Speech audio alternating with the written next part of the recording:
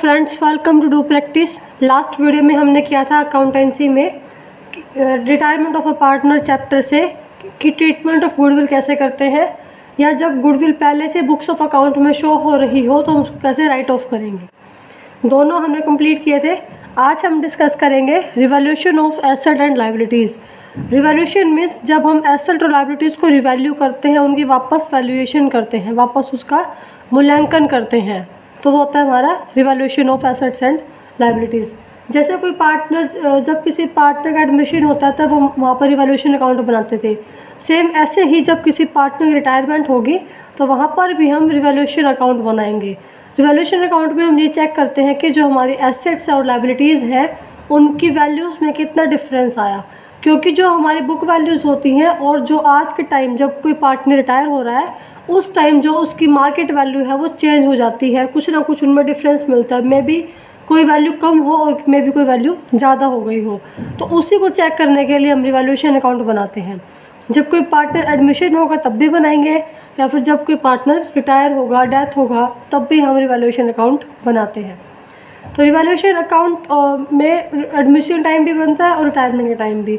Main difference क्या है, जब एडमिशन के टाइम रिवैल्यूएशन अकाउंट बनता है तो वहाँ पर जिस पार्टनर का एडमिशन हुआ है, मीन्स जो न्यू पार्टनर है, उसको रिवैल्यूएशन अकाउंट में से कुछ भी प्रॉफिट और लॉस नहीं मिलता, ना तो वो प्रॉफिट का हकदार है और ना वो लॉस उसको बियर करना पड़ता। बट रिटायरमेंट में क्या है कि जब भी रिवैल्यूएशन अकाउंट बनेगा तो प्रॉफिट में से भी शेयर मिलेगा रिटायरिंग पार्टनर को और लॉसेस भी बियर करने पड़ेंगे रिटायरिंग पार्टनर को। एडमिशन में नए पार्टनर का कोई कनेक्शन नहीं है रिवैल्यूएशन अकाउंट से, नए पार्टनर को ना प्रॉफिट मिलेगा ना लॉस। बट रिटायरमेंट में रिटायरिंग पार्टनर को रिवैल्यूएशन अकाउंट से प्रॉफिट भी मिलेगा, और अगर रिवैल्यूएशन अकाउंट का जो बैलेंस है वो लॉस आया तो लॉस भी बियर करने पड़ेंगे। अब हम डिस्कस करते हैं छोटा सा रिवैल्यूएशन अकाउंट। एक और नाम है इसका रिवैल्यूएशन अकाउंट को हम profit and loss adjustment account भी कहते हैं, क्योंकि कई बार question profit and loss adjustment account से बन के आता है। तो रिवैल्यूएशन अकाउंट सबसे पहले डेबिट साइड हम उन आइटम्स को लिखेंगे जिससे हमारा लॉस हो रहा है। जैसे कि टू डिक्रीज इन एसेट, किसी एसेट की वैल्यू है वो डिक्रीज़ हो गई, कम हो गई, तब हम उसको डेबिट साइड रिकॉर्ड करेंगे। टू इंक्रीज इन लायबिलिटी, हमारी लायबिलिटी इंक्रीज़ हो गई, मतलब हमारे कोई क्रेडिटर्स थे। जो बैलेंस शीट होती है हमारी, उसमें दो साइड होती हैं, लायबिलिटी और एसेट।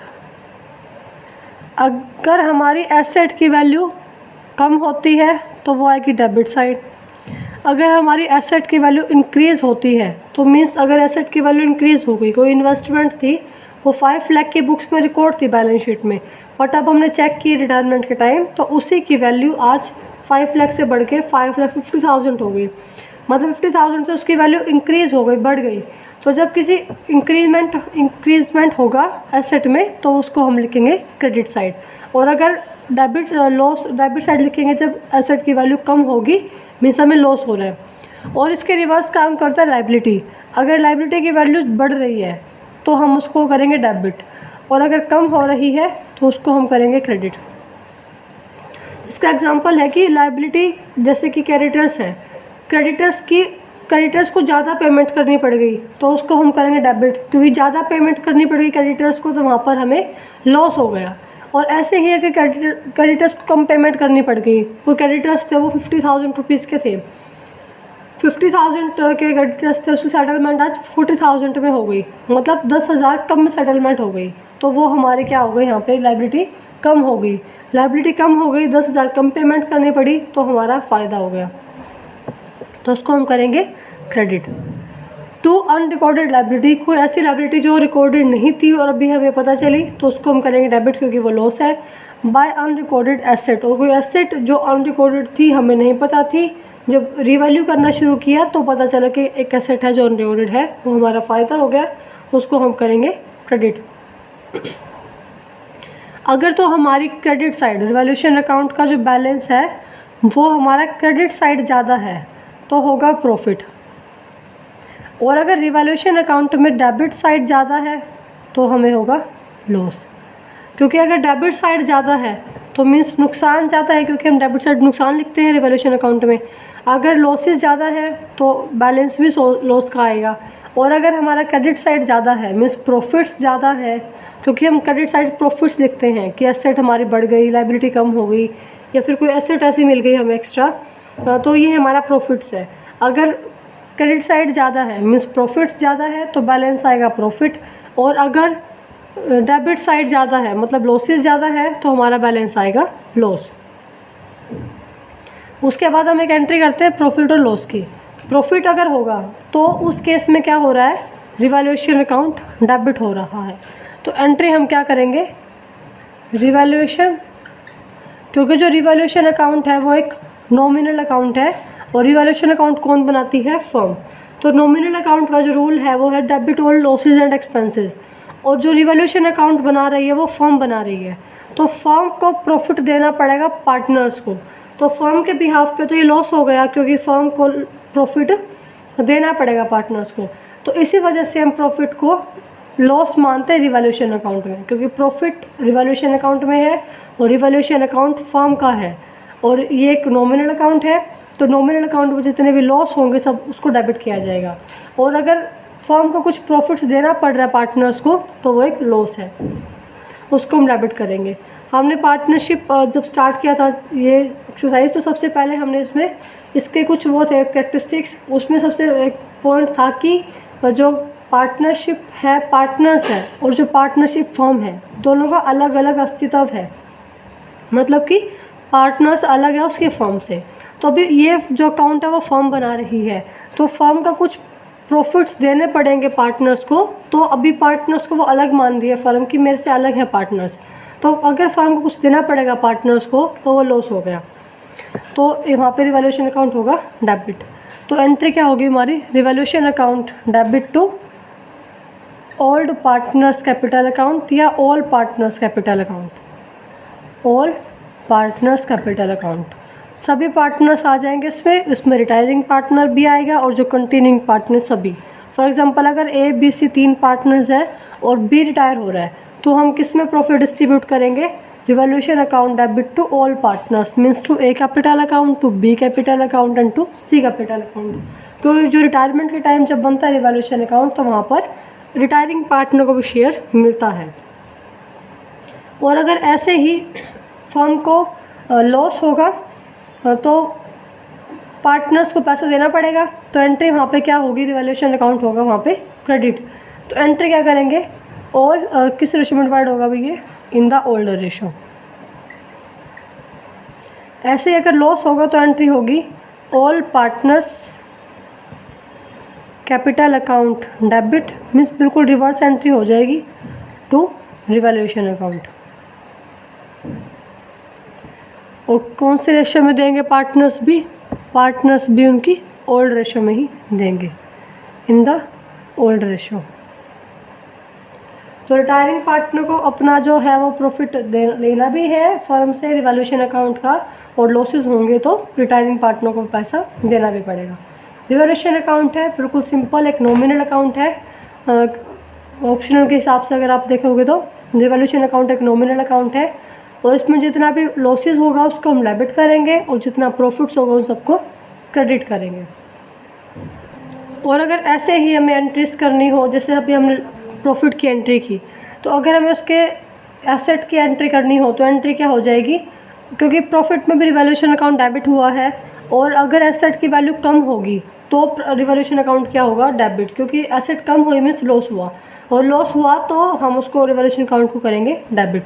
तो एंट्री क्या हो जाएगी, revaluation account debit to asset, या फिर revaluation account debit to liabilities.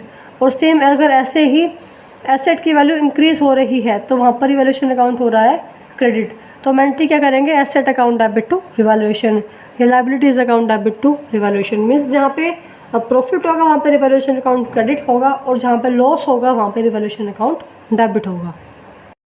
Revaluation account के बाद हम करेंगे adjustment of accumulated profits and reserve. जो भी हमारे बैलेंस शीट में जब भी किसी पार्टनर की रिटायरमेंट होती है तो बैलेंस शीट में जो रिजर्व होते हैं, जो प्रॉफिट्स होते हैं, लॉसेस कुछ भी हो, बैलेंस शीट के अंदर कोई रिजर्व हो, फंड हो, प्रॉफिट हो, लॉसेस हो, सबकी हम एडजस्टमेंट करते हैं। तो अगर हमारे पास कोई प्रॉफिट है, कोई रिजर्व फंड है, या कोई ऐसा बैलेंस जो क्रेडिट बैलेंस है प्रॉफिट्स का, तो उसको हम डिस्ट्रीब्यूट करेंगे पार्टनर्स में। और इसमें वही बात है कि इसमें जो है रिटायरिंग पार्टनर भी शेयर लेता है। तो फर्स्ट एंट्री है हमारी for distributing reserve and accumulated profits, कि जो भी हमारे प्रॉफिट्स हैं कोई रिजर्व, तो उसको हम डिस्ट्रीब्यूट करेंगे ऑल पार्टनर्स के कैपिटल या करंट अकाउंट में। तो एंट्री हमारी क्या होगी, जनरल रिजर्व अकाउंट डेबिट, या फिर कोई रिजर्व फंड हो तो reserve fund account debit. Profit and loss का क्रेडिट बैलेंस है, अगर क्रेडिट बैलेंस मीन्स प्रॉफिट है, तो profit and loss account debit to all partners capital या करंट अकाउंट। जितने भी रिजर्व फंड या फिर कोई बैलेंस होगा P&L का क्रेडिट बैलेंस, तो उसको हम ट्रांसफ़र करेंगे सभी पार्टनर्स के कैपिटल अकाउंट में। और कौन सी रेशो में ट्रांसफ़र करेंगे, उनकी ऑड रेशो में ट्रांसफ़र करेंगे। सेकेंड एंट्री आती है हमारी फॉर डिस्ट्रीब्यूटिंग अक्यूमुलेटेड लॉसेस। अगर कोई लॉसेस हैं तो उसके लिए एंट्री क्या होगी हमारी, जैसे हमने कि प्रॉफिट्स था तो पार्टनर्स कैपिटल अकाउंट को किया है क्रेडिट, सेम अगर ऐसे ही लॉसेस होंगे तो वहाँ पर हम रिवर्स करेंगे, पार्टनर्स कैपिटल अकाउंट या करंट अकाउंट को हम करेंगे डेबिट। तो रिटायरिंग पार्टनर को भी लॉस देना पड़ेगा वो, तो एंट्री क्या होगी हमारी, all partners including retiring partner, all partners capital या current account debit to profit and loss account. But यहाँ पे प्रॉफिट लॉस अकाउंट का कौन सा बैलेंस होगा, डेबिट बैलेंस होगा। यहाँ पे कुछ एडवर्टाइजमेंट सस्पेंस अकाउंट हो, कोई भी लॉस हो तो वो यहाँ पर है वो डिस्ट्रीब्यूट होगा पार्टनर्स कैपिटल अकाउंट में। और कहाँ जाएगा वो, डेबिट साइड, क्योंकि वो पार्टनर्स को देना पड़ेगा।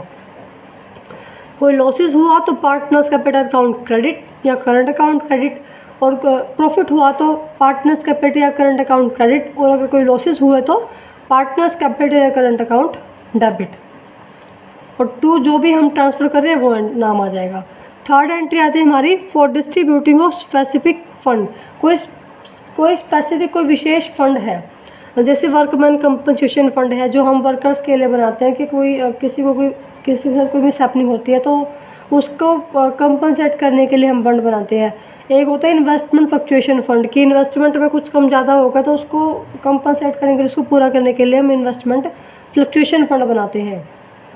तो कोई अगर ऐसा स्पेसिफिक फ़ंड हो तो हम कैसे उसको डिस्ट्रीब्यूट करेंगे, तो सबसे पहली बात कि जितना भी फ़ंड होगा हमारा उसमें से माइनस करेंगे जो लाइबिलिटीज़ होगी। फॉर एग्जांपल अगर हमारा जो रिज़र्व है, जो फ़ंड है, वो हमने 50,000 का बना रखा है और उसी फंड के अगेंस्ट 40,000 की लाइबिलिटी आ गई, तो जितना भी उस लाइबिलिटी से एक्सेस में, जितना उस लाइबिलिटी को काट कर बचता है, मीन्स अगर हमने लाइबिलिटी को रिड्यूस किया 40,000 तो कितने पैसे बचेंगे, 10,000 रुपीज़।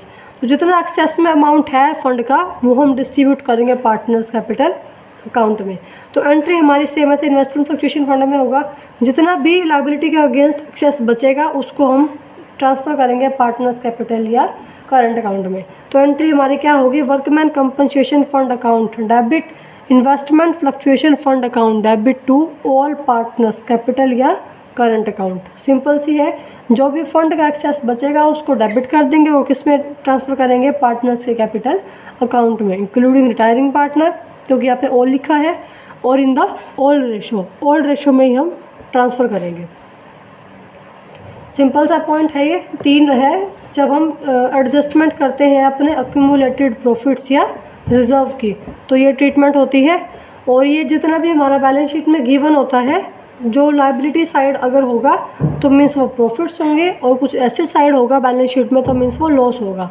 तो अगर लॉसेस हुए तो हम उसको पार्टनर्स कैपिटल अकाउंट में डेबिट करेंगे, और अगर लाइबिलिटी साइड लिखा होगा तो लाइबिलिटी साइड लिखा है मीन्स जो फर्म की लाइबिलिटी है कि वो प्रॉफिट्स देगा पार्टनर्स को, तो इसी वजह से फर्म ने वो लाइबिलिटी साइड में लिखा है प्रॉफिट्स, वो पार्टनर्स को देना है। तो अगर प्रॉफिट्स होंगे लाइबिलिटी साइड तो हम उसको डिस्ट्रीब्यूट करेंगे पार्टनर्स में और उनकी कैपिटल अकाउंट में क्रेडिट करेंगे। और अगर एक और बात, एक एम्प्लॉय प्रोविडेंट फंड आता है, वो उसको हम डिस्ट्रीब्यूट नहीं करते हैं, क्योंकि एम्प्लॉय प्रोविडेंट फंड कोई स्पेशल ऐसा फंड नहीं है जिसको आप डिस्ट्रीब्यूट कर सकते हैं। तो वो उसके पीछे भी फंड लिखा है बट वो डिस्ट्रीब्यूट नहीं होता। नेक्स्ट पॉइंट है हिडन गुडविल। जैसे admission of a partner chapter में गुडविल हिडन थी, मीन्स हमें जो नया पार्टनर है उसकी कितने गुडविल का शेयर लेके आएगा वो हमें गुडविल की वैल्यूएशन पता नहीं होती थी, हम हिडन गुडविल थी वहाँ पे हम कैलकुलेट करते थे। वैसे ही retirement of a partner chapter में भी कि वो गुडविल का कितना शेयर लेके जाएगा वो हिडन है, हमें नहीं पता कि वो कितना शेयर वो गुडविल का लेके जा रहा है। तो इसके लिए एक एग्जांपल है, आपको बिल्कुल क्लियर हो जाएगा उससे। If retiring partner capital after all adjustment is ₹4,50,000 rupees. कई बार क्या होता है कि जो कंटिन्यूइंग पार्टनर है वो रिटायरिंग पार्टनर को लमसम अमाउंट पे करते हैं, मतलब वो कि इकट्ठा अमाउंट पे करते हैं, वो अलग अलग शो नहीं करते कि ये कैपिटल के हैं, ये गुडविल के हैं, रिजर्व के हैं, रिवॉल्यूशन अकाउंट का प्रॉफिट है, ये कुछ वर्कमैन कंपनसेशन फंड है। वो अलग अलग शो करने की बजाय एक टोटल लमसम अमाउंट पे कर देते हैं कि सारे एडजस्टमेंट के बाद आपको 4,50,000 की पेमेंट की जाएगी। तो if retiring partner capital after all adjustment, capital account में जितने भी एडजस्टमेंट है सारी करने के बाद उनको कितना पेमेंट कितना करना चाहिए, 4,50,000 रुपीज़ का। और जो कंटिन्यूइंग पार्टनर है वो एग्री करते हैं कि वो कितना पे करेंगे, 5 लाख, मतलब 450 उनके बनते हैं पेमेंट करने के, और जो कंटिन्यूइंग पार्टनर वो 5 लाख की पेमेंट कर रहे हैं। तो जब वो एक्स्ट्रा पेमेंट कर रहे हैं वो किसकी वजह से कर रहे हैं, गुडविल की वजह से। तो इससे हमारी जो हिडन गुडविल या शेयर ऑफ गुडविल कितना निकल के आ गया, शेयर ऑफ गुडविल आ गया हमारा 5 लाख माइनस 4,50,000, तो वो कितना आ गया, 50,000 जो हमारा निकल के आ गया शेयर ऑफ गुडविल। क्योंकि जो अमाउंट पे करनी थी वो 450 थी और जो अमाउंट पे की है वो 5 लाख है, तो जो एक्स्ट्रा अमाउंट पे की है वो किसकी है, हमारी शेयर ऑफ गुडविल की है। और जो ये कौन पे करता है, कंटिन्यूइंग पार्टनर्स कैपिटल अकाउंट। तो हम एंट्री क्या करते हैं, जो कंटिन्यूइंग पार्टनर्स कैपिटल अकाउंट है उनको हम करते हैं डेबिट। फॉर एग्जांपल कि अगर 3 पार्टनर्स है A, B and C, B is retiring, तो जो कंटिन्यूइंग पार्टनर्स है कौन है, ए एंड सी। तो जो कंटिन्यूइंग पार्टनर्स है उनका कैपिटल अकाउंट होता है डेबिट। तो हम एंट्री क्या करेंगे, A capital account debit, C capital account debit to retiring partner, to retiring partner is B, तो टू बी कैपिटल अकाउंट। और जितनी भी पेमेंट होगी वो वैसे वैसे आपको क्वेश्चन में मिलेगी, वैसे आपकी एंट्री हो जाएगी। बट सिंपल सी बात है कि continuing partners capital account debit होगा और retiring partner capital account credit होगा। और हिडन गुडविल कैसे निकालेंगे हम, कि जो एक्स्ट्रा पेमेंट उसको की जा रही है लमसम अमाउंट से, एक्स्ट्रा पेमेंट जो की जा रही है वो है शेयर ऑफ गुडविल। इसके बाद रिटायरमेंट से हमारे 2 पॉइंट ही रह गए। एक तो रिटायरिंग पार्टनर का अकाउंट कैसे सेटलमेंट होती है उसकी, और एक पॉइंट रह गया हमारा, एक एडजस्टमेंट रहती है हमारी एडजस्टमेंट ऑफ कैपिटल की। तो 2 एडजस्टमेंट के बाद रिटायरमेंट खत्म हो जाएगा। लास्ट एक टॉपिक बचेगा डेथ ऑफ अ पार्टनर। तो ऑलमोस्ट 2 वीडियोज़ में हमारा retirement of a partner chapter complete and हो जाएगा। तो अगर आपको इस वीडियो में कुछ भी डाउट है तो आप पूछ सकते हैं कमेंट में, कमेंट सेक्शन आपके लिए ही है। अगर आपको वीडियो पसंद आई है तो वीडियो को लाइक करें, शेयर करें, कमेंट करें और चैनल को सब्सक्राइब करें, बेल आइकन प्रेस करें ताकि आपको आने वाली वीडियो की नोटिफिकेशन मिल जाए।